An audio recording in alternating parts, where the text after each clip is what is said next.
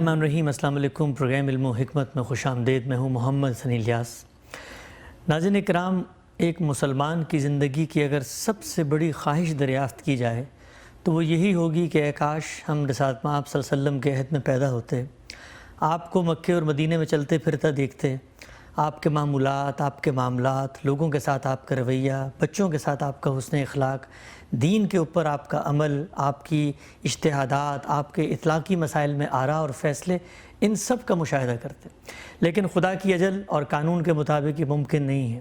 تاہم اس خواہش کی یافت کی ایک ہی صورت ہے کہ ہم رسول اللہ صلی اللہ علیہ وسلم کے زمانے میں موجود لوگوں کی زبانی ان حالات کو جانیں، ان واقعات کو سمجھیں اور غائبانہ طور پر رسول اللہ صلی اللہ علیہ وسلم کی مجلس میں شریک ہو جائیں۔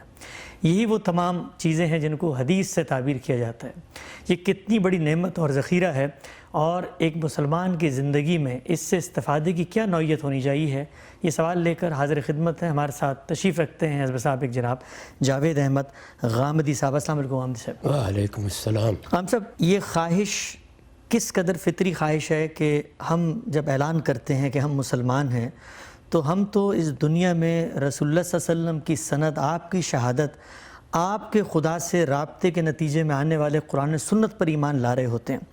تو یہ خواہش رکھنا ایک مسلمان کے دل میں رسول اللہ صلی اللہ علیہ وسلم کی محبت، کہ وہ آپ کے معمولات، آپ کے حالات زندگی، آپ کے گھر در کے معاملات، سفر و حضر کے معاملات، ان سے آگہی حاصل کرے، ان کو جانے، آپ کے ساتھ یہ الفت، تحابب، محبت کا ایک رشتہ اور رابطہ قائم ہو، تو کیا بطور مسلمان اس کی اہمیت، اس کی افادیت آپ محسوس کرتے ہیں؟ میرے نزدیک تو بالکل درست فرمایا آپ نے کہ یہ کسی مسلمان کی زندگی کی سب سے بڑی خواہش ہو سکتی ہے۔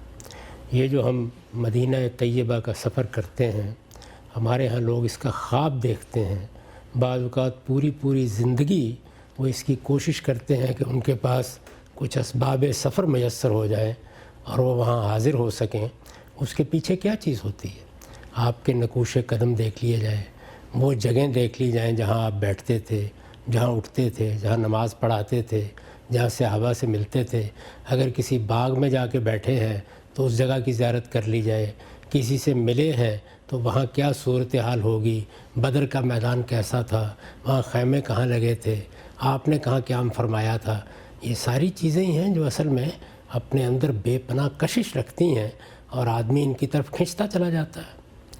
یہ جو ہم دیکھتے ہیں کہ ہمارے ہاں شاعروں نے اعلیٰ درجے کی شاعری کی ہے، یعنی معمولی درجے کی نہیں ہے۔ آپ علامہ اقبال کو دیکھیں، آپ جامی کو دیکھیں، آپ ثنائی کو دیکھیں اور دوسرے لوگوں کو دیکھیں کہ وہ کس طرح اپنی اس آرزو کا اظہار کرتے ہیں، کس اسلوب میں اس کو بیان کرتے ہیں۔ تو یہ اسی محبت کا، اسی تعلق کا اظہار ہے، اور اس محبت کو اللہ تعالیٰ نے ایمان کا لازمہ قرار دے دیا ہے۔ اچھا، یعنی یہ وہ محبت ہے جو اصل میں پیغمبر کے ساتھ نہیں ہے بلکہ اللہ کے ساتھ ہے۔ اللہ تعالیٰ نے ایک ہستی کا انتخاب کیا، انسانوں میں سے انتخاب کیا، اس کے سر پر آخری نبوت کا تاج رکھا اور یہ فیصلہ کر دیا کہ اب میری ہدایت کو جاننے کے لیے کسی اور طرف تم نہیں جاؤ گے۔ تمہیں جو علم دیا ہے، جو عقل دی ہے، جو دوسرے ذرائع دیے ہیں، ان کو اپنی دنیا کے لیے استعمال کرو، لیکن میری ہدایت، میرا دین اگر کوئی جاننا چاہتا ہے تو اس کے لیے تنہا اب یہی ایک ہستی ہے جس کی طرف رجوع کرنا ہوگا۔ تو جس وقت یہ حقیقت انسان پر اپنے آخری درجے میں واضح ہو جاتی ہے تو پھر ظاہر ہے کہ اس کی یہ بڑی تمنا ہوتی ہے کہ وہ ان لوگوں سے ملے، ان کی باتیں سنیں جن لوگوں نے رسالت مآب صلی اللہ علیہ وسلم کو دیکھا۔ اچھا، اس کے لیے اگر موقع نہیں ہے تو چلیے ان کے بعد والوں سے ملے، ان کے بعد والوں سے ملے۔ یہی وہ چیز ہے کہ جس نے ہمارے ہاں لوگوں کی توجہات رسالت مآب صلی اللہ علیہ وسلم کے زمانے میں بھی اور آپ کے بعد بھی اس علم کی طرف پوری طرح مبذول کرا لی جس کو ہم علم حدیث کہتے ہیں۔ علم حدیث کا وجود ہی اصل میں یہاں سے ہوا ہے۔ رسالت مآب صلی اللہ علیہ وسلم کے بارے میں بالکل واضح ہے کہ جہاں تک دین کو دینے کا تعلق تھا اس کے لیے آپ نے قرآن مجید دیا اور سنت کو صحابہ میں جاری کر دیا۔ وہ دونوں چیزیں بالکل الگ، متعین اور ہر شخص کے علم میں آ گئیں۔ یہ جو تیسری چیز ہے یہ اصل میں پیدا ہی یہاں سے ہوئی ہے کہ رسالت مآب صلی اللہ علیہ وسلم وہ ہستی جس نے ہمیں دین دیا ہے، جو خدا کی طرف سے اس کے لیے مامور تھی، جس کی محبت، جس کے ساتھ عقیدت کو اللہ تعالیٰ نے دین کا حصہ بنا دیا، ہم اس ہستی کے معمولات کو جانیں، اس کے اٹھنے بیٹھنے کو جانیں، اور سب سے بڑھ کر یہ جاننے کی کوشش کریں کہ جو دین رسالت مآب صلی اللہ علیہ وسلم نے قرآن اور سنت کے ذریعے سے ہمیں دیا، اس کو خود جب آپ نے اختیار کیا، اپنی زندگی میں اس کو اپنایا، تو اس سے جو نمونہ سامنے آیا وہ کیا تھا؟ ظاہر ہے کہ اس نمونے کو دیکھنے والے ہی بتا سکتے تھے، ٹھیک، ملنے والے ہی بتا سکتے تھے۔ پھر یہ کہ جس وقت دین ایک علم کی حیثیت اختیار کرے گا تو اس میں یہ مسئلہ بھی پیدا ہوگا کہ اگر کہیں کوئی سوال ایسا ہے جس کا جواب ملنا چاہیے، کوئی ایسا خلا ہے جو ہم محسوس کرتے ہیں کہ جس کو بھرنا چاہیے، قرآن مجید کے کسی پہلو کی کوئی وضاحت یا شرح چاہیے، اگر رسالت مآب صلی اللہ علیہ وسلم نے سنت قائم کی ہے تو اس میں اگر کوئی ہمارے سامنے مسئلہ پیدا ہوتا ہے اور ہم اس کا حل چاہتے ہیں تو سب سے بڑھ کر کس کی طرف رجوع کریں گے؟ یعنی سب سے پہلے یہی دیکھیں گے کہ کیا رسول اللہ صلی اللہ علیہ وسلم نے اپنے زمانے میں اس کا کوئی حل بتایا ہے، اس کی طرف کوئی رہنمائی کی ہے، اس معاملے میں کوئی تعلیم دی ہے۔ اس کو جاننا ہی سب سے بڑی ضرورت ہوگی۔ تو اس لحاظ سے اگر آپ دیکھیں تو جس وقت کوئی دین، کوئی علم دیا جاتا ہے، اس علم کا پھر علم حاصل کرنا سب سے بڑی ضرورت ہوتی ہے۔ ٹھیک، یعنی ظاہر ہے اس کے علماء اسی اصول پر پیدا ہوتے ہیں۔ اس وقت بھی ہمارے ہاں جو بڑے بڑے علماء پیدا ہوئے ہیں جنہوں نے دین پر کام کیا ہے، تو ان کے پیش نظر کیا چیز ہوتی ہے؟ یہی کہ جو دین رسول اللہ صلی اللہ علیہ وسلم نے ہم کو دیا، ہم اس کو سمجھیں، آخری درجے میں جانیں، اس کے اطلاقات کو جانیں، اس کے اصول کو جانیں، اس کا صحیح فہم حاصل کریں۔ تو اس سلسلے کی ابتدا بھی تو محمد الرسول اللہ سے ہوئی ہے نا، صلی اللہ علیہ وسلم، یعنی اس ہستی سے ہوئی ہے کہ انہوں نے دین بھی دیا اور دین کے علم کی بھی ابتدا کر دی۔ اس لحاظ سے دیکھیے تو ایک تو آپ کی حیثیت نبوی ہے جس میں آپ دین دے رہے ہیں، ایک دوسری حیثیت دین کے بے خطا علم کے حامل، دین کے عالم کی ہے۔ تو اس حیثیت سے جو کچھ آپ سے صادر ہوا وہی ہے کہ جس کو لوگوں نے دیکھا، سنا، آگے بیان کیا، وہ اصل میں آپ کی زندگی، آپ کے علم و عمل کا تاریخی ریکارڈ ہے۔ ٹھیک۔ اچھا غلام صاحب، ہم نے بات کی تھی رسالت محمد صلی اللہ علیہ وسلم جب تشریف لائے ہیں دنیا میں تو رسول اللہ صلی اللہ علیہ وسلم کا اپنا انیشیٹو ہے، آپ نے قرآن مجید کیسے لوگوں کو دیا، کس اہتمام سے لوگ لکھ رہے ہیں، دہرا رہے ہیں، ایک پوری زندہ روایت ہے جس سے رسول اللہ صلی اللہ علیہ وسلم اس کو آگے بڑھا رہے ہیں۔ یہی معاملہ ہم نے بہت تفصیل سے ڈسکس کیا گزشتہ نشستوں میں۔ سنت کا تھا کہ دین ابراہیمی کی روایت ہے، رسول اللہ نے اپنایا، اس میں کوئی تجدید و اصلاح کا پہلو ہے، اس کے اندر کسی چیز کے اندر آپ نے ترمیم و اضافہ کرنا ہے، سب کچھ کیا۔ وہاں دونوں چیزوں میں تو رسول اللہ صلی اللہ علیہ وسلم پیچھے کھڑے ہوئے ہیں، انیشیٹ کر رہے ہیں۔ یہ جو تیسرا پہلو ہے روایت کا، اس کو حدیث سے آپ نے تعبیر کیا، اس کا انیشیٹو کہاں سے ہوا؟ یعنی کیا رسالت مآب صلی اللہ علیہ وسلم نے فرمایا کہ میں تمہارے درمیان آیا ہوں، تم لوگوں کی یہ محبت ہے تو آؤ ایک روایت کا آغاز کرتے ہیں، تم میری باتیں لکھو؟ یہ شروع کیسے ہوا؟ نہیں، اس میں ایسا کچھ بھی نہیں ہوا۔ رسالت پاک صلی اللہ علیہ وسلم نے دین کو دینے کے لیے کبھی اس کو طریقے کے طور پر اختیار نہیں کیا۔ اچھا، دین دینے کے لیے تو وہی طریقہ اختیار کیا گیا، یعنی صحابہ کا اجماع اور تواتر۔ ٹھیک، قرآن مجید سب صحابہ کو دیا گیا۔ اگر کوئی دین کا مستقل بذات حکم دینا تھا تو سب میں اس کی اشاعت کی گئی۔ وہاں رسالت مآب صلی اللہ علیہ وسلم اس کو جاری کر رہے ہیں۔ اس کے لیے میں نے یہ تعبیر اپنی کتابوں میں اختیار کی ہے کہ اس چیز کو سنت کے طور پر جاری کر دیا، یعنی لوگوں میں ایک طریقہ بنا دیا۔ اس طریقے کو رسالت مآب صلی اللہ علیہ وسلم لوگوں کو متعارف کرا رہے ہیں، اس کو ہر لحاظ سے عمل پیرا ہوتے دیکھ رہے ہیں، خود بھی اس پر عمل کر رہے ہیں، اگر وہ آپ کے عمل کرنے کی چیز ہے دوسروں کو بھی پابند کر رہے ہیں کہ اس پر عمل کریں۔ تو وہاں تو دین کے منتقل کرنے کا عمل خود رسالت مآب صلی اللہ علیہ وسلم کی طرف سے ہوا۔ ٹھیک، یہاں پر صحابہ کرام ہیں، یعنی جو رسالت مآب صلی اللہ علیہ وسلم پر ایمان لائے ہیں، یہاں ان کا انیشیٹو ہے جس سے یہ بات شروع ہوئی۔ اچھا، یعنی اس کے پیچھے صحابہ کرام کی محبت، صحابہ کرام کا تعلق خاطر، رسالت مآب صلی اللہ علیہ وسلم کی شخصیت سے علم حاصل کرنے کی طلب، جستجو، یہ چیزیں ہیں۔ یوں سمجھ لیجئے کہ ایک جلیل القدر استاد کوئی کتاب لکھتا ہے یا وہ کوئی لیکچر دیتا ہے یا وہ کسی کتاب کا یا کسی مضمون کا انتخاب کر کے وہ پڑھاتا ہے، تو یہ ظاہر ہے اس کا انیشیٹو ہے۔ ٹھیک، لیکن ایک دوسرا پہلو وہ ہے جو طالب علموں کے اندر نمودار ہو جاتا ہے۔ وہ یہ چاہتے ہیں کہ جس ہستی سے وہ یہ سب سیکھ رہے ہیں اس سے زیادہ سیکھنے کی کوشش کریں، ٹھیک، زیادہ سے زیادہ علم حاصل کریں، اپنی الجھنیں اس کے سامنے رکھیں، اپنے مسائل اس کے سامنے رکھیں. تو یہاں پر جو انیشیٹو ہے وہ اصل میں رسالت مآب صلی اللہ علیہ وسلم کا نہیں ہے، وہ صحابہ کرام کا ہے. ٹھیک، اور یہ بڑی فطری چیز ہے، انہی کا ہونا بھی چاہیے تھا. ان کی بڑی کوشش ہوتی تھی کہ حضور کی کوئی بات ہے یا آپ نے کسی چیز کی تشریح کی ہے یا کسی چیز کی وضاحت فرمائی ہے یا کوئی عمل کیا ہے تو دوسروں کو بھی بتائیں. وہ اس کو روایت کرنا شروع کر دیتے تھے. ایک آدمی اگر صبح کے وقت مجلس میں ہے تو شام کے لوگوں کو بتا دے گا، شام کے وقت مجلس میں ہے تو اگلے دن کے لوگوں کو بتا دے گا. اسی طرح سے خود رسول اللہ صلی اللہ علیہ وسلم کے زمانے میں جو لوگ آپ پر ایمان لائے وہ دوسرے علاقوں سے بھی آتے تھے، یعنی سب کے سب مدینہ میں نہیں تھے، دوسرے علاقوں سے بھی آتے تھے، وفود کی صورت میں آتے تھے.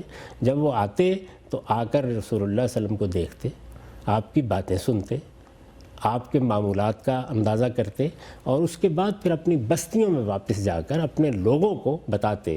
ذرا تصور کیجئے نا اس بات کا تھوڑی دیر کے لیے کہ میں آپ مل کے آئے، یہ سعادت ہم کو حاصل ہو گئی ہے، تو ہم اپنی بستی میں جائیں گے، اپنے ملک میں جائیں گے تو وہاں تو لوگوں کا جم غفیر ہوگا. ٹھیک، لوگ گھیراؤ کر لیں گے آپ کا، کہیں گے کہ جی ہمیں بتاؤ، سناؤ کس ہستی سے مل کے آئے ہو، کیا باتیں ہوئیں وہاں، کیا دیکھا تم نے. تو یہ اصل میں فطری عمل ہے جو رسول اللہ صلی اللہ علیہ وسلم کے زمانے میں بھی شروع ہو گیا اور بعد میں بھی جاری رہا. ٹھیک. اچھا ہم سب بعض انہی روایتوں کے اندر ہی سے کچھ اس طرح کے پہلو سامنے آتے ہیں کہ جس سے یہ تاثر ملتا ہے کہ شاید کسی موقع پر رسول اللہ صلی اللہ علیہ وسلم نے اپنی ان باتوں کے بارے میں یہ تلقین کی صحابہ کرام کو کہ جو یہاں موجود ہیں، جو یہاں شاہد ہیں، وہ غائبین تک یہ بات پہنچا دیں. تو اس سے ایک تاثر یہ قائم ہوتا ہے کہ شاید رسول اللہ صلی اللہ علیہ وسلم کسی نہ کسی موقع پر اپنی کسی بات کے بارے میں پابند بھی کر رہے ہوتے ہیں لوگ. یہ بھی بڑی فطری بات ہے. یعنی کسی موقع پر آپ کوئی خطبہ دیتے ہیں یا کوئی خاص نوعیت کا اعلان فرماتے ہیں، وہ اس وقت کی ضروریات کے لحاظ سے ہے یا آگے کے لوگوں کے لیے ہے، تو آپ یہ کہیں گے کہ بھائی میری یہ بات دوسروں تک پہنچا دی جائے.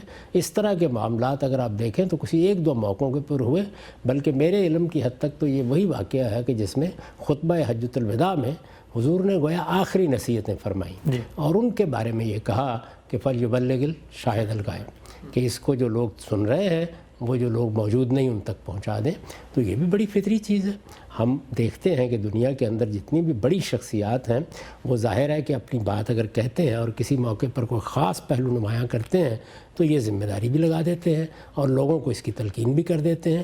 اس کو بھی اسی فطری جگہ پر دیکھنا چاہیے. یعنی رسالت مآب صلی اللہ علیہ وسلم جب دین دیتے تھے، دین کے احکام جاری کرتے تھے، دین کا کانٹینٹ یا اس کے مشمولات آپ کو لوگوں کو منتقل کرنے ہوتے تھے، تو وہاں اہتمام کی نوعیت بالکل مختلف ہوتی تھی. وہ محض اتنی سی بات نہیں ہوا کرتی تھی، بلکہ اس کو جاری کرنا، اس کو دیکھنا کہ وہ جاری ہو گیا ہے، صحابہ نے اس کو اختیار کر لیا ہے، یہ سب آپ اپنی نگرانی میں فرماتے تھے. اس طرح کی چیزوں کی تو منادی کی جاتی تھی. یہ آپ کے علم میں ہوگا کہ جب قبلے کی تحویل کا معاملہ ہوا تو پورے شہر میں منادی کرائی گئی اس کی. یہی صورتحال سب احکام کے بارے میں رہی. یعنی اگر وہ جاری ہو گئے، لوگوں نے اس کو اختیار کر لیا تو پھر ضرورت نہیں پڑی، لیکن اگر کسی موقع کے اوپر اس کی ضرورت پڑی تو پورے اہتمام سے اس کو جاری کیا گیا. وہ ایک بالکل الگ چیز ہے. اس لیے ہمارا دین، پورا کا پورا دین، اس کے تمام مشمولات، اس کا پورا کانٹینٹ وہ اجماع اور تواتر سے منتقل ہوا ہے. وہ کسی شخص کے پہنچانے یا نہ پہنچانے کا محتاج ہی نہیں رہا. قرآن مجید کی نوعیت بھی یہی ہے اور سنت کی نوعیت بھی یہی ہے. اس پر ہم بڑی تفصیل کے ساتھ گفتگو کر چکے ہیں. اس کو اور اس کو خلط ملط نہیں کرنا چاہیے. یہ دو بالکل الگ الگ چیزیں ہیں. یعنی سنت اپنی ذات میں مستقل بذات ہے. سنت رسالت مآب صلی اللہ علیہ وسلم کا وہ عمل ہے جس کو آپ نے دین کی حیثیت سے اپنے صحابہ میں جاری کر دیا ہے، اور وہی عمل ہے کہ جو نسلاً بعد نسلاً اس امت میں اب منتقل ہوتا چلا آ رہا ہے. وہ پوری طرح محفوظ ہے، ہر طرح کے اختلافات سے بالکل بالا تر ہے. اس کے بارے میں کسی بحث و نزاع کی کوئی گنجائش نہیں ہے. اس کو الگ رکھنا چاہیے. یہ وہ چیز ہے کہ جو رسول اللہ صلی اللہ علیہ وسلم کی ذات سے متعلق ہے. یعنی آپ کی سیرت ہے، آپ کے سوانح ہیں، آپ کو پیش آنے والے واقعات ہیں. آپ نے کسی چیز کی نصیحت کر دی، آپ نے کوئی خطبہ دے دیا، آپ نے کسی موقع پر کسی چیز کی توضیح کر دی، کسی سوال کا جواب دے دیا، آپ کو کسی نے کوئی عمل کرتے ہوئے دیکھا. یہ در حقیقت رسول اللہ صلی اللہ علیہ وسلم کی زندگی کا ریکارڈ ہے. یعنی جتنی زندگی لوگ دیکھ رہے ہیں، سب کے سب لوگ کیمرے لگا کے تو نہیں بیٹھے ہوئے، سب کے سب لوگ ایک ہی وقت میں حاضر نہیں ہیں. اس طرح کی چیزیں सब लोग मिल के देखने के लिए जमा भी नहीं हो सकते। ये तो ऐसे ही होगा कि एक बात मैंने देखी, एक आपने देखी, एक किसी और ने देखी, किसी ने सुनी, उसने आगे बयान कर दी। तो ये चीज़ जो है इसको बिल्कुल उसी तरह देखना चाहिए जिस तरह कि हम अपने ज़माने की शख्सियात के बारे में देखते हैं। अब देखिए ना, हमारे ज़माने के जो बड़े लोग हैं तो उन्होंने कोई किताब लिखी होगी, कोई उनकी तसनीफ़ात होंगी, कोई उन्होंने तालीम व तदरीस की होगी, वो बिल्कुल अलग मुतय्यन होती है। लेकिन उनके शागिर्द, उनके पास बैठने वाले, उनके दोस्त, उनके अहबाब जब उनकी कोई बात सुनते हैं तो रिवायत करते हैं। हमेशा ऐसा ही होता है। कितनी बातें हैं कि जो आप बड़े लोगों की सुनते हैं, उनके दोस्तों से सुनते हैं, उनके अहबाब से सुनते हैं, उनके शागिर्दों से सुनते हैं। कोई आदमी आपको बताएगा, मैं मौलाना सैयद अबुल साहब मौदूदी के पास रहा, मैंने उनको ये बात करते देखा, मैंने उनको ये काम करते देखा। मैं अल्लामा इकबाल की सोबत में रहा, मैंने उनको ये और ये काम करते देखा। मैंने मौलाना हुसैन अहमद मदनी साहब की सोबत उठाई, मौलाना अशरफ अली थानवी साहब की सोबत उठाई, फ़लाँ मौके पर उन्होंने ये नसीहत की, ये बात की, ऐसे बाहर आए, खानकाह में ऐसे बैठे, सवाल का जवाब इस तरह दिया। मैंने मौलाना अहमद रज़ा खान बरेलवी साहब को देखा, मैंने उनकी बात ऐसे सुनी, उनके फ़लाँ फतवे के बारे में मुझे ये मालूम हुआ, मैंने ये सवाल किया, उन्होंने जवाब दे दिया। तो अगर आप देखें तो जो इस तरह की बड़ी शख्सियात हैं उन सब के साथ यही मामला हो रहा होता है। तो इन सब शख्सियात की तो रिसालत में आप सल्लल्लाहु अलैहि वसल्लम के मुकाबले में कोई हैसियत ही नहीं है। जो निस्बत खाक रहा ब आलम पाक, तो अल्लाह के आखिरी पैगंबर के मामले में लोग क्या बेताल्लुक़ हो सकते हैं? वो भी ऐसे ही सुनेंगे, ऐसे ही बैठेंगे तो बातों को महफूज करने की कोशिश करेंगे और ये भी कोशिश करेंगे कि आगे उसको बयान कर दें। ये वो चीज़ है कि जिसको हमारे यहाँ रिवायत कहा जाता है, हदीस कहा जाता है, और इसी के लिए इल्मी इस्तिलाह अखबार आहाद है। ठीक, यानी रिसालत में आप सल्लल्लाहु अलैहि वसल्लम की ज़िंदगी और आपके इल्म व अमल और आपकी सीरत व सवाने का तारीख़ी रिकॉर्ड 1, 2, 4, 5, 10 जिन लोगों ने भी बयान किया है वो दर हकीकत हदीस की सूरत में तरतीब दे दिया गया है। ठीक। अच्छा, हम ये देखते हैं कि जो लोग मज़हब पे गौर व फ़िक्र करते हैं उनमें कुछ ऐसे रुझानात भी माजी करीब में डेवलप हुए जो इस पूरे ज़ख़ीरे से अपने आप को बेइतना करके, लाताल्लुक़ करके और ये दावा करते हैं कि हम तो दीन के बारे में कोई भी जो रहनुमाई है वो इसको नज़रअंदाज करके भी हासिल कर सकते हैं। एक जो इस्तदलाल वो पेश करते हैं वो ये है कि आप ये देखें कि रसूलुल्लाह सल्लल्लाहु अलैहि वसल्लम के से ताल्लुक़ के इज़हार पे लोग बातें रसूलुल्लाह की बयान कर रहे हैं, लेकिन क्या वजह है कि जो सहाबा किराम हैं उनमें जो बड़े सहाबा हैं, सैयदना अबू बकर हैं, सैयदना उमर हैं, वो भी मोहब्बत रखते हैं, सबसे ज़्यादा वक्त उन्होंने गुजारा है, लेकिन वो उस दर्जे में बातें आगे मुंतकिल नहीं कर रहे। सवाल मेरा आपसे ये है कि ये फ़र्क हमें क्यों नज़र आता है? सब सहाबा रसूलुल्लाह से मोहब्बत करते हैं तो एक सहाबी जो हैं वो हज़ारों की तादाद में बातें आगे मुंतकिल कर रहे हैं, दूसरे नहीं कर रहे, तो ये फ़र्क भी किसी फ़िक्री मुकदमे के नतीजे में पैदा होता है? इसमें एक बुनियादी बात ये समझ लीजिए कि अगर तो रिसालत में आप सल्लल्लाहु अलैहि वसल्लम ने इस तरीके को दीन के बुनियादी कंटेंट और मशमूलात को मुंतकिल करने के लिए इख्तियार किया होता तो हर शख्स पाबंद होता कि जो बात उसके इल्म में है लोगों को पहुँचाए। ठीक, फिर तो कोई शख्स भी कोई दूसरी राय इख्तियार नहीं कर सकता था। यानी आप मिले हैं तो आपकी ज़िम्मेदारी है, मैं मिला हूं तो मेरी ज़िम्मेदारी है, इसमें फिर कोई इस्तिस्ना नहीं हो सकता था। ठीक। और अगर फ़र्ज़ कर लीजिए कि कोई आदमी इसमें कोताही करता तो ज़ाहिर है कि वो अपने आप को अल्लाह के सामने भी जवाबदेह समझता। चूँकि रिसालत में आप सल्लल्लाहु अलैहि वसल्लम ने ये तरीका इख्तियार नहीं किया, इसके पीछे आपका कोई इनिशिएटिव नहीं है, तो इसमें फिर लोगों ने अपने मिजाज और अपनी उफ्ताद तबा के लिहाज से रवैये इख्तियार किए। देखिए, रसूलुल्लाह सल्लल्लाहु अलैहि वसल्लम की निस्बत से कोई बात बयान करना जहाँ मोहब्बत का तकाज़ा है, जहाँ दूसरे इसके साथ एक गैर मामूली ताल्लुक़ ख़ातिर महसूस कर सकते हैं, आपकी बात सुनने के लिए आमादा हो सकते हैं, आप बयान कर रहे हैं तो दसियों हज़ारों लोग जमा हो सकते हैं, जहाँ ये बात है वहाँ बयान करने वाले पर एक बहुत भारी जिम्मेदारी भी आ जाती है। यानी वो महसूस करता है कि अगर मुझसे बात को बयान करने में कोई गलती हो गई, मैंने किसी चीज़ के स्ट्रेस में कोई तब्दीली कर दी, कहीं मैंने किसी चीज़ के अल्फाज याद नहीं रखे और रवायत बिलमाना की और उसमें कहीं फ़हम की कोई कोताही हो गई तो मैं कहीं मसूल ना हो जाऊँ। तो ये दर हकीकत एक बड़ा फ़ितरी रवैया है रिसालत में आप सल्लल्लाहु अलैहि वसल्लम के मामले में। हम जब बाकी शख्सियात के बारे में गुफ्तगू करते हैं या उनकी रवायात बयान करते हैं तो ये उस तरह की ज़िम्मेदारी की चीज़ नहीं है।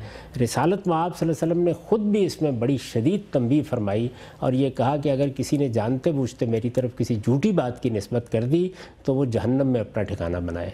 اس کا لازمی نتیجہ یہ ہوا کہ بعض لوگوں نے آخری درجے کی احتیاط اختیار کر لی، مثال کے طور پر سیدنا ابو بکر صدیق رضی اللہ عنہ، یعنی اگر دیکھنے کو دیکھیں تو وہ پہلے ساتھیوں میں سے جو لوگ سب سے پہلے آپ پر ایمان لائے ان میں وہ شامل ہیں، پہلے دن سے شب و روز آپ کا ساتھ دیتے رہے ہیں، وہ ہجرت کی رات بھی آپ کے ساتھ تھے، وہ اس سفر میں بھی آپ کے ساتھ تھے۔ آپ اگر تاریخ کو پڑھیں تو معلوم ہوتا ہے کہ جہاں کہیں رسالت میں آپ صلی اللہ علیہ وسلم جا رہے ہیں دائیں بائیں وہ موجود ہیں، گویا شب و روز، اور ظاہر ہے کہ ایک قریبی تعلق بھی ہے، جی یعنی ایک گھر کا تعلق ہے۔ ان کی بیٹی رسالت میں آپ صلی اللہ علیہ وسلم کے نکاح میں ہے، ام المومنین ہے سیدہ عائشہ رضی اللہ عنہ۔ اس سب کچھ کے باوجود انہوں نے 30-40 سے زیادہ روایات نہیں کی۔ اس کی وجہ کیا ہے؟ اس کی وجہ وہی ہے کہ وہ یہ محسوس کرتے ہیں کہ یہ ذمہ داری مجھے نہیں اٹھانی چاہیے، یہ ایک بھاری ذمہ داری ہے، ایسا نہ ہو کہ میں کہیں مسئول ٹھہرا دیا یہ بھی محبت کا تقاضا ہے، یہ بھی محبت کا تقاضا ہے، اس لیے کہ یہ بات کہ میں کوئی بات بیان کروں جس طرح دوسروں پر شفقت ہے اسی طرح اپنے آپ کو بھی ایک بڑی ذمہ داری کے منصب پر فائز کرنا ہے، تو انہوں نے اس میں احتیاط کی۔ بعض لوگوں کا بالکل دوسرا مزاج تھا، وہ یہ سمجھتے تھے کہ ہم شب و روز آپ کے پاس ہیں، آپ کو دیکھتے ہیں، جب یہ ہے تو یہ اتنی دولت جو ہمیں میسر آتی ہے ہم اس سے دوسروں کو کیوں محروم رکھیں، چونکہ اس کے لیے کوئی ذمہ داری کسی کی نہیں لگائی گئی تھی، اس کے ذریعے سے دین کو منتقل کرنے کا کام نہیں ہو رہا تھا۔ حضور کی سیرت، آپ کا اسوہ حسنہ، آپ کے شب و روز، آپ کے معمولات، آپ کی تاریخ یہ منتقل ہو رہی تھی، تو اس چیز کے لیے اس اہتمام کی کوئی ضرورت نہیں تھی کہ سب لوگوں کو پابند کیا جائے۔ لوگوں نے اپنے اپنے ذوق کے لحاظ سے یہ کام کیا، زیادہ محتاط لوگوں نے کسی ضرورت کے موقع پر کوئی بات بیان کی، ناگزیر صورت میں کوئی بات بیان کی، جیسے میں نے مثال دی۔ آپ مسند احمد بن حنبل نکالیں جس میں صحابہ کے لحاظ سے روایات لکھی جاتی ہیں، اور آپ دیکھ لیں کہ سیدنا ابو بکر صدیق کی روایات کتنی ہیں، شاید اگر آپ ان کے طرق کو جمع کر لیں تو وہ بھی 70-80 سے زیادہ نہ بنے، ٹھیک، بہت کم تعداد، یعنی ایک مضمون کی روایتیں 35-40 سال سے زیادہ نہیں ہوں گی۔ اس کے بالکل برخلاف آپ ابو ہریرہ رضی اللہ عنہ کی روایتیں دیکھیں، بعض دوسرے صحابہ کی دیکھیں، تو اس میں مزاج اور افتاد طبع کا فرق ہے۔ اگر تو پابندی ہوتی یا اس میں دین کا کنٹینٹ ہوتا یا حضور نے یہ پابند کیا ہوتا کہ یہ چیزیں پہنچائی جائیں گی تو پھر سب سے بڑھ کر سیدنا ابو بکر صدیق یہ خدمت انجام دیتے، وہ تو آپ کے بعد آپ کے جانشین ہوئے، لیکن چونکہ ایسی کوئی پابندی نہیں تھی، اس میں کوئی اندیشہ نہیں تھا کہ دین کی کوئی چیز ضائع ہو جائے گی، دین کے کنٹینٹ کی چیزیں اپنے اصل کے لحاظ سے وہ قرآن اور سنت میں محفوظ ہو چکی تھیں، ٹھیک، تو اس لیے اس کو لوگوں کی ثوابدید پر چھوڑ دیا گیا، وہ چاہیں تو آگے بیان کریں چاہیں تو آگے بیان نہ کریں، انہوں نے اپنے اپنے مزاج اور اپنی افتاد طبع کے لحاظ سے جو فیصلہ مناسب سمجھا وہ کر دیا، یہی فطری چیز ہے، یہی ہونا چاہیے تھا، یہی ہوا۔ ٹھیک ہے ہم صاحب، یہ بڑی اہم بات آپ نے کی کہ خود صحابہ کرام کے ہاں یہ شعور موجود تھا کہ وہ دین کے مستقل بذات احکام کیا ہیں، اور یہ روایتیں جو خود بھی وہ بیان کر رہے ہیں لوگ بھی ان تک پہنچا رہے ہیں۔ میں پوچھنا آپ سے یہ چاہتا ہوں اگلے سوال میں کہ کیا کوئی اس طرح کی مثال سامنے آتی ہے اطلاقی طور پہ کہ صحابہ اکرام ان دو چیزوں کو بالکل ڈسٹنکٹ کر کے بیان کریں، مثلا یہ کہ کہا جاتا ہے کہ سیدہ عائشہ تک یہ بات پہنچائی گئی کہ سیدنا عمر رضی اللہ تعالیٰ عنہ نے ایک رسول اللہ کی نسبت سے بات بیان کی ہے کہ میت پہ اگر روئیں تو اس کو عذاب ہوتا ہے، تو سیدہ نے اس پر کیا تبصرہ کیا؟ تو میں چاہتا ہوں کہ اس مثال کی روشنی میں آپ بتائیں کہ صحابہ کرام کے ہاں یہ شعور کے دین کا مستقل حصہ قرآن و سنت اور یہ باتیں خبر واحد جو لوگوں سے سنتے ہیں ان کے معاملے میں کیا رویہ اختیار کرنا چاہیے؟ نہیں دیکھیے، وہ بالکل اپن کے عمل سے یہ بات واضح ہے، یعنی جہاں تک دین کا تعلق ہے اس پر وہ عمل پیرا ہے، اس کو تو انہوں نے اپنی زندگی بنا لیا ہے، اس کو وہ آگے منتقل کر رہے ہیں، اپنے بچوں کو سکھا رہے ہیں۔ قرآن مجید ان کے پاس اللہ کی کتاب کی حیثیت سے موجود ہے، دین ان کے ہاں ایک عملی روایت کی صورت اختیار کر گیا ہے، اس میں نہ کسی چیز کو بیان کرنے کی ضرورت ہے نہ اس طرح سے کسی چیز کو دوسروں کے سامنے لانے کی ضرورت ہے، وہ کسی موقع پر کوئی سنی ہوئی بات بیان کرتے ہیں۔ تو وہاں بھی یہی ہوا کہ سیدنا عمر رضی اللہ عنہ نے اور بعض دوسرے صحابہ نے کسی موقع پر رسول اللہ صلی اللہ علیہ وسلم کی کوئی بات سنی، ٹھیک، اور اس میں سننے میں غلطی ہو گئی، ٹھیک، تو وہ انہوں نے بیان کی، سیدہ نے اس کی وضاحت کر دی اور یہ بتا دیا، اس موقع پر تبصرہ بھی یہی کیا کہ یہ لوگ کوئی جھوٹ نہیں بول رہے، بسا اوقات یہ ہوتا ہے کہ سننے میں غلطی لگ جاتی ہے، تو انہوں نے اصلاح فرمائی اور یہ کہا کہ اصل میں بات یوں ہوئی تھی لیکن ان لوگوں کو سننے میں غلطی ہو گئی۔ ٹھیک. اچھا ہم سے بعض روایتوں میں یہ بھی آتا ہے کہ رسالت مآب صلی اللہ علیہ وسلم سے لوگوں نے پوچھا ہے، آپ کو اطلاع دی ہے کہ ہم آپ کی نسبت سے باتیں لکھتے ہیں، تو آپ نے ان کو کہا کہ اگر کوئی بات لکھنا چاہو تو لکھ لو. تو اب کیا اس کو بھی اس بات پر معمول کیا جا سکتا ہے کہ جب آپ نے کہا لکھ لو تو پھر صحابہ کرام نے بڑے اہتمام ذمہ داری سے ایک پورا ریکارڈ جو ہے وہ مرتب کر کے اسی طرح لکھنا شروع کر دیا جس طریقے سے باقی چیزیں وہ قرآن مجید کی صورت میں یا باقی چیزوں کو وہ لکھ رہے تھے؟ یہ کوئی حکم نہیں تھا، یہ تو یہ کسی نے پوچھا کہ ہم لکھ لیا کریں، آپ میں لکھ لو. ایسی بھی روایتیں ہیں جن میں آپ نے روک دیا کسی موقع کے اوپر. تو یہ وہی معمول کی چیزیں ہیں. یعنی اگر کسی موقع پر یہ دیکھا کہ قرآن مجید کے ساتھ اختلاط کا اندیشہ ہے تو روک بھی دیا. اگر یہ محسوس کیا کہ اللہ کی کتاب محفوظ ہو گئی ہے، سنت بالکل صاف صاف طریقے سے لوگوں میں ایک عمل کی حیثیت سے جاری ہے، اب کسی اختلاط کا کوئی اندیشہ نہیں ہے، کسی نے پوچھا تو آپ نے فرمایا لکھ بھی لیا کرو. کوئی آدمی اگر کسی بڑے آدمی سے پوچھتا ہے کہ جی میں آپ کی مجلس میں بیٹھتا ہوں تو میں آپ کی بات لکھ لیا کروں، تو یہ کوئی ذمہ داری دینا ہے، یعنی وہ لکھ لے گا. اور اگر فرض کیجئے کہ کہہ دیا جائے کہ اچھا بھائی لکھ لیا کرو، تو اس میں بھی کوئی ایسی بات نہیں ہے. یعنی یہ سب چیزیں جو ہیں اس کو جب لوگ ان کی جگہ سے اٹھاتے ہیں تو خرابی وہاں پیدا ہوتی ہے. ورنہ یہ سارا کا سارا ایک فطری عمل ہے، ایسے ہی ہونا چاہیے. کوئی پوچھے گا کہ میں لکھ لوں آپ کی باتیں، میں آپ سے ملتا ہوں، بعض چیزیں محفوظ نہیں رہتی، کیا میں ان کو آپ ہی کے الفاظ میں نوٹ کر لیا کروں؟ تو کیا کہیں گے آپ یہ کہیں گے کر لیا کریں، اس سے کوئی فرق نہیں پڑتا. اس لیے کہ یہ جتنی چیزیں بھی ہیں ان کا دین کے کانٹینٹ پر کوئی اثر نہیں پڑنے والا. یعنی دین اپنی ذات پہ پورا کا پورا محفوظ ہے. اب جو کچھ ہوگا اس دین کی تفہیم ہوگی، اس کی تبیین ہوگی، اسوہ حسنہ ہوگا، رسالت مآب صلی اللہ علیہ وسلم کی سیرت ہوگی، آپ کے سوانے ہوں گے. ان کو لکھنے میں کیا حرج ہے اگر کوئی لکھنا چاہتا ہے؟ نہیں لکھنا چاہتا تو کوئی پابند بھی نہیں کیا جا رہا. لوگوں نے کیا کرنا ہے یعنی یہ ان کو فیصلہ کرنا تھا. وہ چاہیں تو بیان کرنے کی ذمہ داری نہ لیں، جیسے کہ سیدنا صدیق نے نہیں لی بہت سی روایتیں بیان کرنے کی. وہ چاہیں تو شوق سے بیان کر دیں، وہ چاہیں تو زبانی یاد رکھیں، وہ چاہیں تو اس کو لکھ لیا کریں. یہ سب کچھ لوگوں پر چھوڑ دیا گیا. اور لوگوں پر چھوڑنے کی وجہ کیا ہے؟ وہی جو میں نے آپ سے عرض کر دی کہ دین پورا کا پورا قرآن اور سنت کی صورت میں محفوظ ہو گیا. ہمارے ہاں جو سب سے بڑی غلطی ہوئی ہے وہ یہ ہے کہ یہ خیال کر لیا گیا کہ سنت اس ذریعے سے منتقل ہوئی ہے. سنت اس ذریعے سے ہرگز منتقل نہیں ہوئی. سنت مسلمانوں کے اجماع اور تواتر سے منتقل ہوئی ہے، اس پر ہم تفصیلی گفتگو کر چکے ہیں. یعنی وہ مسلمانوں نے اختیار کر لی، ان کی نسلوں کو منتقل ہو گئی، ان کے علم نے اس کو اختیار کیا، ان کے عمل میں وہ جاری ہو گئی. اس کو اس کی ضرورت ہی نہیں تھی. اس میں جو کچھ منتقل ہو رہا ہے وہ اگر مل جائے تو بڑی دولت ہے، نہ ملے تو بس سیرت سنوانے کی بعض چیزوں سے محرومی ہو جائے گی. اس کا اب بھی بعض اوقات خیال ہوتا ہے. یعنی بعض واقعات کی کوئی تفصیلات نہیں ملتی. مکے کی زندگی بہت کم بیان ہوئی ہے، اور بہت سے واقعات ہیں کہ جن کے بارے میں سوالات پیدا ہوتے ہیں لیکن جوابات نہیں ملتے. اس لیے کہ یہ وہ چیزیں ہیں کہ جس میں جو کچھ مل جائے اس کو اللہ کی نعمت سمجھیے. اگر کچھ نہیں ملا ہے تو اس کو پہنچانے کی کوئی ذمہ داری کسی پر عائد نہیں ہوتی تھی. نہ صحابہ کرام کو اس کا پابند کیا گیا، نہ رسالت مآب صلی اللہ علیہ وسلم نے اپنے دین کو دینے کے لیے یا لوگوں تک پہنچانے کے لیے اس طریقے کو اختیار کیا. یہ رسالت مآب صلی اللہ علیہ وسلم کے صحابہ نے اپنے ذوق، اپنی افتاد طبع، اپنے تعلق خاطر اور اپنے مزاج کے لحاظ سے خود فیصلے کیے، اور یہ انہی کو کرنے چاہیے تھے. اس لیے جب آپ روایت کو پڑھتے ہیں یا حدیث کو پڑھتے ہیں تو اس کے پیچھے وہ راوی ہے جس نے اس کی ابتدا کی ہے، اور جب آپ سنت اور قرآن کو دیکھتے ہیں تو اس کے پیچھے رسالت مآب صلی اللہ علیہ وسلم ہے، جنہوں نے اپنی ایک دینی ذمہ داری سمجھ کر، نبوت کی ذمہ داری سمجھ کر اس کو لوگوں کو منتقل کیا ہے. تو دو باتوں میں زمین آسمان کا فرق ہے. ٹھیک ہے، ہم سب آگے بڑھاتے ہیں اس بحث کو.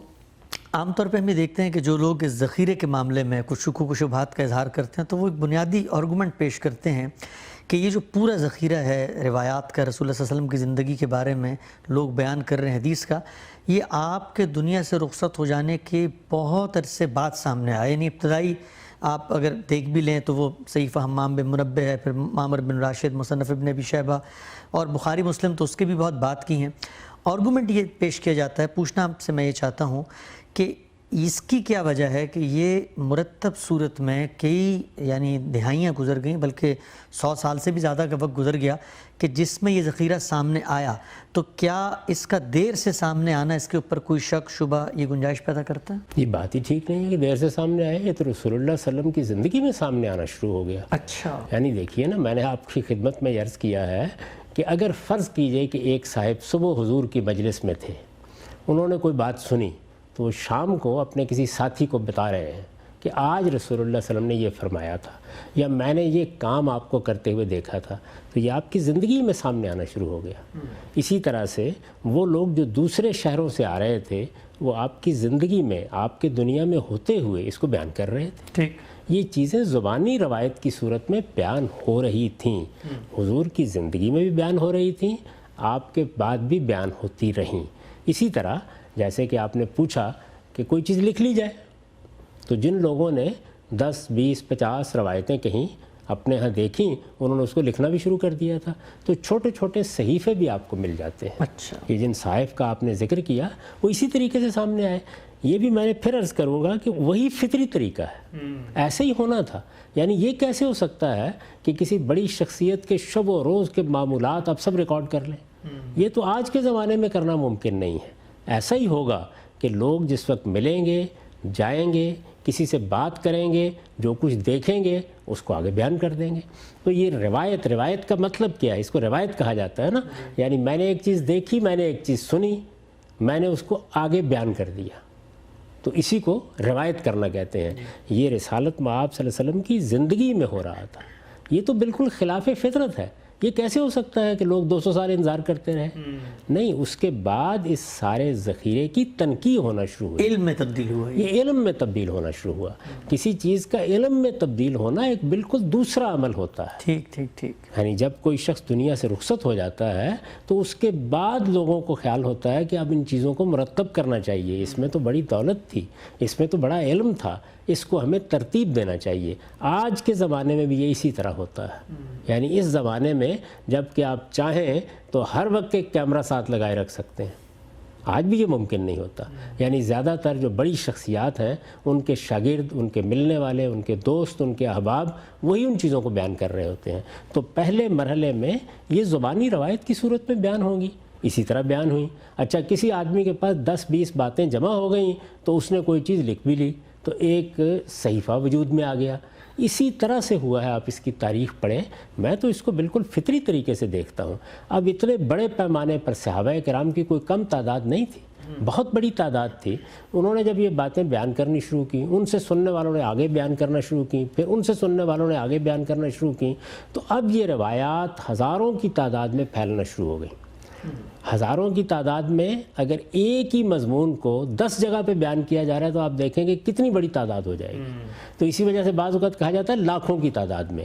وہ در حقیقت ایک ہی بات ہوتی ہے جس کو کسی ایک صحابی نے بیان کیا، یا 2 یا 4 نے بیان کیا، آگے ان کے شاگردوں نے بیان کرنا شروع کر دیا، پھر ان کے شاگردوں نے بیان کرنا شروع کر دیا، اس سے طرق وجود میں آنے شروع ہو گئے۔ ایونٹ ایک ہوتا ہے، وہ ایک ہی چیز تھی۔ اچھا، اگر اس کو روایت کے لحاظ سے دیکھیں تو وہ ایک ہے، اور اگر اس کو طرق کے لحاظ سے دیکھیں کہ کن کن طریقوں سے وہ بیان ہونا شروع ہو گئی، تو بعض اوقات وہ 100 50 500 ہزار ہو جاتے ہیں۔ تو یہ چیزیں اسی طریقے سے روایت ہونا شروع ہو گئی۔ اب ظاہر ہے کہ لوگوں کو تشویش ہوئی کہ اس میں کچھ لوگ ملاوٹ بھی کر رہے ہیں، کچھ اپنی طرف سے باتیں گھڑ بھی رہے ہیں، کچھ لوگوں نے اس کو واعظ و نصیحت کا موضوع بنا لیا اور اس میں مبالغے کرنے شروع کر دیے۔ انسانی عمل ایسے ہی ہوتا ہے، بہت سی چیزیں وضع ہونی شروع ہو گئیں۔ بعض ایسے نقطہ ہے نظر کے حاملین پیدا ہوئے جنہوں نے اپنی تائید میں بعض چیزیں بیان کرنا شروع کر دیں۔ اسی طرح بیان کرنے میں غلطیاں ہونا شروع ہو گئیں، بیان کرنے والے لوگوں کے حافظے کا اثر ہونا شروع ہو گیا۔ تو اس طرح کی وہ چیزیں ہیں جس کے بعد یہ خیال ہوا کہ اس کو ایک باقاعدہ علم بننا چاہیے، اور علم کی حیثیت سے پھر ان لوگوں کے احوال کی تنقیح بھی ہونی چاہیے۔ چنانچہ اصول بننا شروع ہوئے، کیسے دیکھنا ہے۔ ایک شخص بیان کرے گا تو کیا لے لینا ہے اس سے؟ ہر وہ بات جو رسالت مآب صلی اللہ علیہ وسلم کی نسبت سے بیان کر دی جائے، کیا ہم یہ کہیں گے کہ یہ آپ ہی کی بات ہے؟ اس بات کی حیثیت کیا ہوگی؟ اس کو ہم کیا مقام دیں گے؟ لوگوں کے بارے میں کیا فیصلہ کریں گے؟ ایسی بہت سی چیزیں اور بہت سے سوالات اٹھنا شروع ہو گئے، اور اس میں اپنے اپنے ذوق کے لحاظ سے ہمارے اہل علم کی ایک بہت بڑی تعداد شامل ہو گئی کہ وہ اس ذخیرے کو حاصل کرے گی، وہ ان لوگوں پہ تحقیق کرے گی جن لوگوں نے یہ بات بیان کی ہے۔ یہ عمل 2-3 صدیوں میں جا کر وہاں پہنچا جہاں آپ کو وہ کتابیں ملیں جن کو اب آپ بخاری، مسلم، ابو داؤد اور اس طرح کی سیاح کی صورت میں دیکھتے ہیں۔ بہت بعد میں، یعنی یہ تیسری چوتھی صدی تک انتظار کرنا پڑا اس کا کہ یہ سارا ذخیرہ تنقیح کے عمل سے گزر کر ان مصنفات کی شکل میں مرتب ہو جائے۔ یہ مصنفات جو ہمارے ہاں بہت اہمیت رکھتی ہیں، ظاہر ہے یہ تو بہت بعد میں ہوئیں، لیکن یہ نہیں ہے کہ یہ پہلی تصنیفات تھیں۔ موطا امام مالک کو آپ دیکھیے، جن 100 صحیفوں کا آپ نے ذکر کیا ان کو آپ دیکھیے، اسی طرح سے یہ مصنف ابن شیبہ ہو، ابن ابی شیبہ ہو، یا مصنف عبد الرزاق ہو، یہ بھی اسی نوعیت کی چیزیں ہیں جو پہلے مرتب ہونا شروع ہو گئی تھیں۔ تو اس طرح سے ایک جاری عمل ہے، یعنی رسول اللہ صلی اللہ علیہ وسلم سے لکھنے والوں، سننے والوں نے، آپ کو دیکھنے والوں نے جو کچھ سنا یا جو کچھ دیکھا اس کو بیان کرنا شروع کر دیا۔ تو پہلے دن سے یہ سلسلہ شروع ہو گیا، اور اس کے بعد جس کے پاس کوئی 10 20 50 روایتیں جمع ہو گئیں اس نے لکھنا بھی شروع کر دیا، جس کے پاس اس سے زیادہ ہوئیں جیسے کہ موطا امام مالک ہے تو ایک باقاعدہ کتاب بھی ترتیب پانا شروع ہو گئی، لوگ اس کتاب کو پڑھنے لگ گئے، آگے روایت کرنے لگ گئے، شاگردوں کا ایک سلسلہ بھی شروع ہو گیا۔ اسی طرح کی بہت سی کتابیں مرتب ہونا شروع ہو گئیں۔ کسی نے یہ کیا کہ جو کچھ ملے اس کو آپ ترتیب دے کے ایک کتاب کی صورت دے دیں، کسی نے تنقیح کا طریقہ اختیار کیا، تحقیق اور تدقیق کا طریقہ اختیار کیا، اصول بننا شروع ہوئے، ان اصولوں کا اطلاق ہونا شروع ہو گیا۔ تو جس طرح دنیا میں کوئی علم پیدا ہوتا ہے، یہ علم بھی بالکل اسی طریقے سے پیدا ہوا ہے۔ جو لوگ غلطی کرتے ہیں وہ یہ غلطی کرتے ہیں کہ وہ یہ خیال کرتے ہیں کہ یہ تو رسالت مآب صلی اللہ علیہ وسلم نے دین کو دینے کا طریقہ اختیار کیا ہے، تو ظاہر ہے اس میں ان کو تردد ہوتا ہے کہ اچھا پھر 300 سال تک انتظار کرنا پڑے گا۔ نہیں، دین جو کچھ دیا گیا وہ قرآن مجید کی صورت میں دیا گیا، وہ سنت کی صورت میں دیا گیا، وہ پہلے دن مسلمانوں میں جاری ہو گیا، اس میں کوئی بحث ہی نہیں تھی۔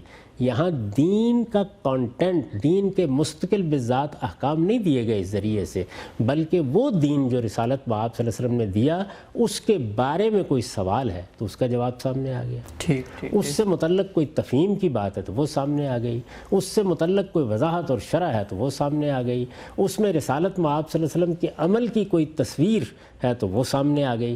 تو یہ وہ ذخیرہ ہے، اسی لیے میں نے اس کو کیٹیگرائز کیا ہے کہ ہمیں کیا چیزیں ہیں جو اس ذریعے سے ملتی ہیں۔ تو اس ذریعے سے آپ کو سیرت و سوانح ملتی ہے، آپ کو تفہیم و تبیین ملتی ہے، یعنی حضور نے اسی دین کو جس کو آپ نے دیا سمجھایا، اس کی وضاحت کی، تو اس کے لیے تفہیم و تبیین کی اصطلاح ہے۔ اسی طرح جب آپ نے خود دین پر عمل کیا، یعنی وہ دین جو آپ نے لوگوں کو دیا تو ظاہر ہے کہ آپ خود بھی اس پر عمل کریں گے، تو اس سے جو چیز وجود میں آئی وہ کیا تھی؟ آپ کا نمونہ، جس کو اسوہ حسنہ کہا جاتا ہے۔ تو یہ چیزیں ہیں جو حدیث میں بیان ہوتی ہیں۔ قرآن اور سنت اپنی بالکل الگ صورت میں پوری طرح موجود تھے، پہلے دن سے ترتیب پا چکے تھے، پہلے دن سے جاری ہو چکے تھے، مسلمانوں کے عمل میں ان کی ایک پوری تصویر دیکھی جا سکتی تھی، وہ ہرگز اس ذخیرے کے محتاج نہیں تھے۔ ٹھیک، شیخ صاحب بڑی دلچسپ اور آپ نے بڑی تفصیل سے سوال کا جواب دیا کہ یہ ذخیرہ مرتب صورت میں ہمارے پاس بعد میں کیوں سامنے آتا ہے، کیسے یہ علم بنا۔ اسی ضمن میں ایک اعتراض جو مستشرقین، ایک اورینٹلسٹ روایت ہمارے یہاں موجود ہے جو اسلام کے اوپر ایک تنقیدی مطالعہ کرتی ہے، اعتراضات کی صورت میں سامنے لاتی ہے، وہ یہ کہتے ہیں کہ مسلمانوں کے ہاں جو فقہی مکاتب فکر بنے تو ان مکاتب فکر نے باقاعدہ طریقے سے یہ پورا کا پورا جو ذخیرہ ہے یہ گڑھ کے خود ہی اس کو اختراع کی ہے۔ تو علم کے لحاظ سے کیا یہ جو دعویٰ ہے ہمارے مستشرقین کا، اس کو ہم کس طرف کاؤنٹر کریں گے؟ یہ بات یہ ہے کہ کسی بھی علم میں جب وہ علم کی حیثیت سے آگے بڑھتا ہے تو مختلف محرکات کے تحت وضع کا عمل ہوتا ہے۔ ٹھیک، یہ ایک نیچرل چیز ہے، یہ ایک بالکل فطری چیز ہے، یعنی ہونا نہیں چاہیے لیکن ہوتا ہے۔ انسان جب بھی کوئی بات بیان کرتے ہیں تو ان کے اپنے محرکات کے تحت چیزیں اس طرح وجود میں آنا شروع ہو جاتی ہیں۔ چنانچہ ہمارے ہاں محدثین نے جب اس پر کام شروع کیا تو آپ یہ دیکھیے کہ انہوں نے باقاعدہ ایک اصطلاح کو وجود بخشا کہ موضوع روایت، گھڑی ہوئی روایت۔ کسی نے اپنے فقہی مسلک کی تائید میں گھڑ لی، کسی نے اپنے کلامی مسلک کی تائید میں گھڑ لی، کسی نے کسی بحث میں جیتنے کے لیے کوئی بات بنا کے بیان کر دی، کسی نے لوگوں کی نصیحت کرنے کے لیے کہ چلیے اس سے ذرا رکت پیدا ہو جائے گی یہ بیان کرنا شروع کر دیا۔ خاص طور پر جو صوفی مزاج لوگ ہیں ان پر امام مسلم نے تبصرہ کیا ہے اپنی کتاب کے مقدمے میں کہ ان کا معاملہ یہ ہے کہ ویسے تو بہت نیک پاک نظر آئیں گے لیکن یجری الکذب علی السنتہم، ان کی زبانوں کے اوپر جھوٹ جاری ہے، جیسے کہ دریا بہ رہا ہوتا ہے۔ تو یہ کیا ہے؟ اس کے پیچھے ظاہر ہے نیکی کے محرکات ہوتے ہیں، تو یہ ہوا، اس میں کوئی شک نہیں، لیکن یہ کہ اس کے نتیجے میں سارے کے سارے ذخیرے کو آپ یہ کہیں گے کہ اس کو اٹھا کر پھینک دیا جائے، نہیں، بہت احتیاط کے ساتھ مسلمانوں نے اس کو الگ کرنا شروع کیا۔ میں وہی عرض کر رہا تھا آپ سے کہ جیسے یہ چیزیں بیان ہونا شروع ہوئیں اور یہ اندازہ ہوا کہ اس میں اختلاط بھی ہو رہا ہے، اس میں مبالغہ بھی ہو رہا ہے، اس میں کہیں کہیں غلطیاں بھی ہو رہی ہیں اور یہ عمل بھی ہو رہا ہے جس کی طرف آپ نے اشارہ کیا، تو ایسے لوگ پیدا ہو گئے کہ جنہوں نے اپنی پوری زندگی اس خدمت کے لیے لگا دی۔ ان کو علماء رجال کہا جاتا ہے، یعنی یہ کوئی معمولی لوگ نہیں تھے۔ آپ دیکھیں کہ ہزاروں کی تعداد میں وہ صحابہ ہیں، پھر ان کے بعد آگے تابعین ہیں، پھر ان کے بعد تبع تابعین ہیں، جن کے حالات آپ کو مل جاتے ہیں۔ یہ کون لوگ ہیں جنہوں نے روایت کی ہے؟ ان کے آباء و اجداد کون تھے؟ یہ رہتے کہاں تھے؟ ان کی میل ملاقات کی کیا صورت تھی؟ کبھی آپ رجال کی کتابیں اٹھا کے دیکھیے، آپ اس بات کا اعتراف کریں گے کہ مسلمانوں کو جس علم پر فخر کرنا چاہیے وہ یہ تاریخی تنقید کا علم ہے، بہت اعلیٰ درجے کا علم ہے۔ یعنی انسان سوچ نہیں سکتا کہ اس سے آگے بھی جایا جا سکتا ہے۔ اس میں جو اصول بنائے گئے ہیں، آپ جب پوچھیں گے تو میں آپ سے عرض کروں گا کہ وہ کیا قاعدے ہیں جو بنائے گئے ہیں، تو یہ بالکل درست ہے کہ وضع کا عمل ہوا ہے، اس میں کوئی شک نہیں کہ لوگوں نے روایتیں گڑھی ہیں، یہ ساری بات اپنی جگہ ٹھیک ہے، لیکن کیا اس کے بعد لوگ اطمینان کے ساتھ بیٹھے رہے؟ یہ عمل ہوتا چلا گیا، یعنی اس کو کسی آدمی نے نہیں دیکھا، کوئی لوگ نہیں اٹھے، کسی نے تنقید نہیں کی، ایسا نہیں ہوا۔ پہلے دن سے وہ لوگ سامنے آ گئے۔ ابھی آپ نے پوچھا اور آپ نے بتایا کہ سیدہ عائشہ کے سامنے سیدنا عمر جیسے شخص کے ذریعے سے ایک روایت بیان کی گئی، انہوں نے تنقید کر دی اس کی، تو اس کے متن کی تنقید ہونا شروع ہو گئی، اس کی سند کی تحقیق ہونا شروع ہو گئی، یہ ایک باقاعدہ علم بننا شروع ہوا۔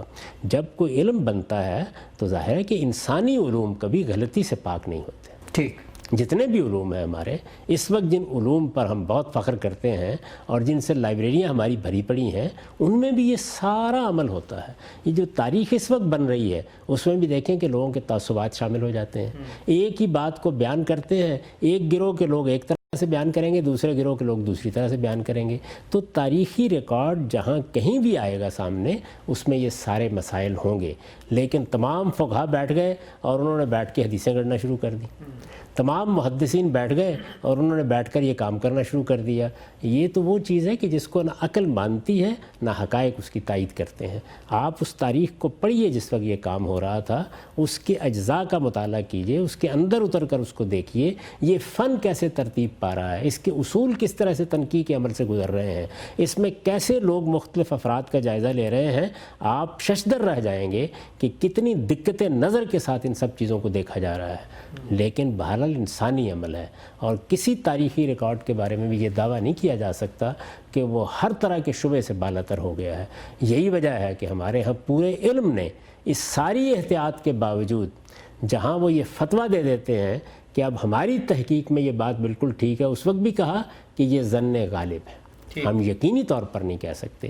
اسی وجہ سے یہ روایت قائم کی گئی کہ جب رسالت میں آپ صلی اللہ علیہ وسلم کی نسبت سے کوئی بات بیان کی جائے، پورا اطمینان کر لینے کے بعد بھی تو یہ کہا جائے کہ او کما قال رسول اللہ صلی اللہ علیہ وسلم، یعنی یہ بات یا اس طرح بیان ہوئی ہے یا پھر جیسے حضور نے فرمایا، ہم نے اپنے طور پر تحقیق کر لی ہے۔ تو وہ کون سی قوم ہے اور وہ کون سی امت ہے جس کا تاریخی ریکارڈ اس تنقید سے گزرا ہو؟ ہمیشہ تاریخی ریکارڈ جب پیدا ہونا شروع ہوتا ہے تو وہ روایت سے پیدا ہونا شروع ہوتا ہے، اور جب وہ پیدا ہوگا تو اس میں یہ ساری چیزیں ہوں گی، لیکن دیکھنا یہ چاہیے کہ اس علم کو علم کی حیثیت اختیار کرتے وقت کن لوگوں کی خدمات میسر آئی ہیں، انہوں نے اس کے کیا قاعدے بنائے ہیں، انہوں نے کیا طریقے اختیار کیے ہیں اس کی تنقید کے۔ تو یہ نہایت شاندار علم ہے، اگر آپ اس کا مطالعہ کرتے ہیں تو معلوم ہوتا ہے کہ مسلمانوں نے اپنے ابتدائی دور میں بھی اور دوسری تیسری صدی میں خاص طور پر اپنی زندگی اس کے لیے لگا دی ہے۔ اتنی بڑی بڑی مجلدات ہیں جن پر انہوں نے کام کیا ہے۔ یہ رجال کی کتابیں آپ اٹھا لیں تو حیرت ہو جاتی ہے کہ اتنے لوگوں کے بارے میں یہ تحقیق کیسے کر لی گئی، پروفائلنگ کی، لیکن بہرحال کی ہے انہوں نے، یعنی بتایا ہے آپ کو کہ یہ کون لوگ ہیں، کوئی آدمی مجہول نہ رہ جائے، اس کی پوری شخصیت روشنی میں آ جائے۔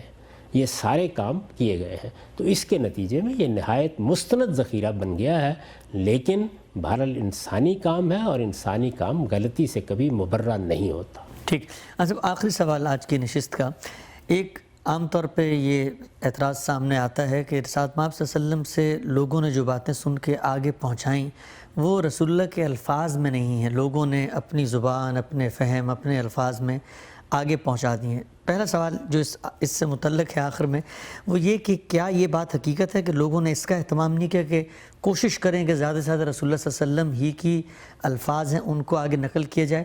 اور دوسرا بات یہ کہ کیا تاریخی ذخیرے کے اندر اس بات کا کوئی امکان ہے کہ آپ من و ان اس کو آگے پہنچائیں، اس میں لازماً انسان کا فہم اور چیزیں شامل ہوں گی؟ دیکھیے یہ بھی ایک بے جا تشدد ہے کہ آپ اس پر اصرار کریں کہ الفاظ ہی منتقل کیے جائیں۔ اس کا نتیجہ کیا نکلے گا؟ اس کا نتیجہ یہ نکلے گا کہ پھر کوئی بات بیان کرنا آسان نہیں رہے گا۔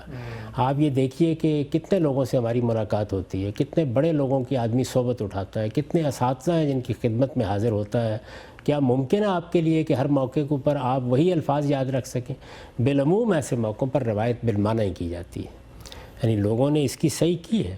مثلا امام مالک بہت کوشش کرتے ہیں کہ وہ روایت کو باللفظ لیں، اچھا، یعنی ان کے پاس جتنی روایات آتی ہیں ان میں ان کی یہ صحیح ہوتی ہے۔ اسی طرح اگر آپ مثلا جو دعائیں رسالت پاک صلی اللہ علیہ وسلم سے منقول ہیں ان کو دیکھیں تو اس میں لوگوں نے بہت جد و جہد کی ہے کہ رسول اللہ صلی اللہ علیہ وسلم کے اپنے الفاظ بہت ہی خوبصورت الفاظ ہیں، ان کو بیان ہی منتقل کر دیا جائے۔ لیکن یہ بس اتنی حد تک ہو سکتا تھا۔ زیادہ تر یہ ہوا کہ جو بات انہوں نے سنی اس کو سمجھا اور اپنے لفظوں میں بیان کر دیا۔ اسی کو اصطلاح میں روایت بالمعنی کہا جاتا ہے۔ یہاں چند اصطلاحات ہیں جو عام آدمی کے لیے واضح کر دینی چاہیے۔ یہ جو جتنی چیزیں ہیں جن کو ہم حدیث کہتے ہیں یہ چونکہ 1 2 4 لوگوں نے بیان کی ہوتی ہیں تو ان کو اصطلاح میں اخبار احاد کہا جاتا ہے۔ یعنی علم کی اصطلاح میں ان کے لیے یہ تعبیر اس لیے اختیار کی جاتی ہے کہ ایسا نہیں ہے کہ سب مسلمان ان کو بیان کر رہے ہیں یا سب صحابہ روایت کر رہے ہیں۔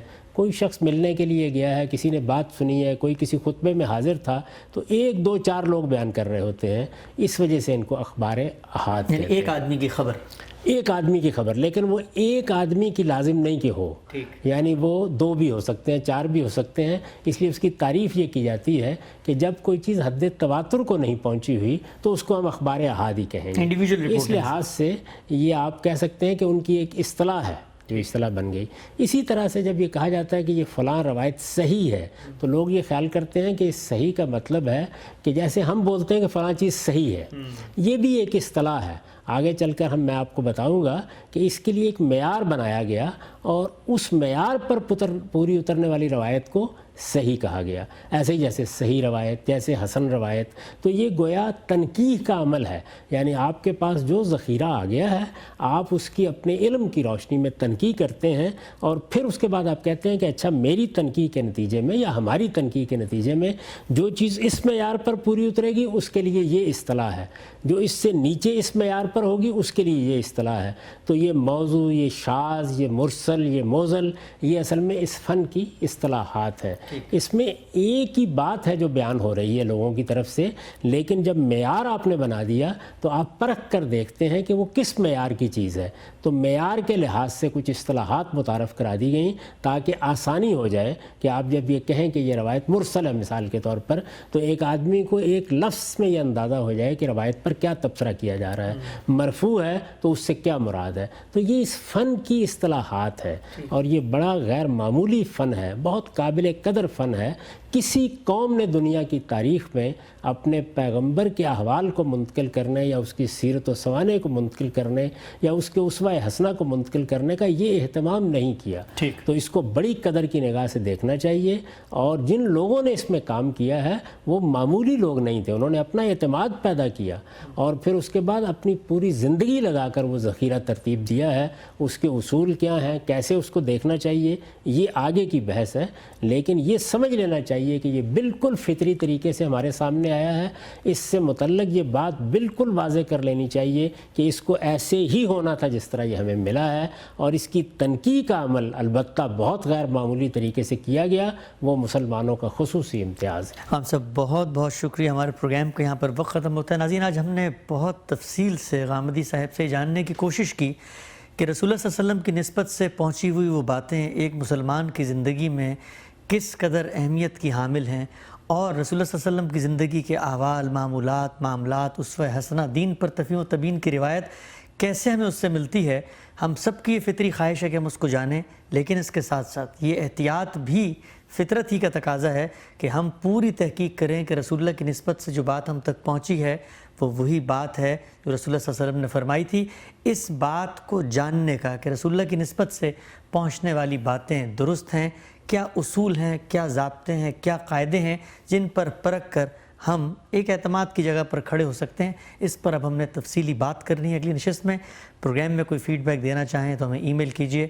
میزبان محمد حسن الیاس کو اجازت دیجیے۔ اللہ حافظ۔